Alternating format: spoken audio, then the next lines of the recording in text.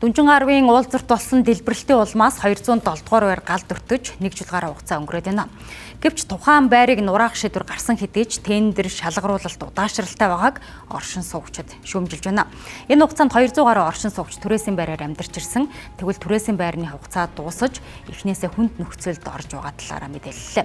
Түрээсийн төлбөрийн асуудлыг өнөөдрийн засгийн газрын хуралдаанаар хэлцэхөөсөн ч сангийн яам дээр гацсан гэх тайлбарыг оршин суугчдад өгчээ. За 207 дугаар байрыг нураах тендерийг шалгаруулах ажлыг нийслэлийн хөрөнгө оруулалтын газрын дарга Мөнхбаатарт алгасан. За тухайн байрыг нураах компанийг сонгон шалгаруулах ажил 2 удаа зохион байгуулагдсан ч тендер шалгаруулалт маргаантай болж байгааг нийслэлийн хөрөнгө оруулалтын газраас хэлж байсан юм а. Тэгвэл өнгөрсөн 4-р сард зарласан тендерийг 5-р сарын 15-нд нээжээ.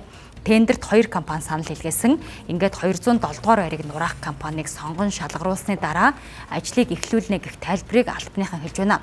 Нийслэлээс галд өртсөн 13 давхар орон сууцыг нураахад 2.4 тэрбум төгрөг, шинээр барихад 12.3 тэрбум төгрөг төсвөлсөн талаар өмнө нь бид мэдээлж байсан билээ.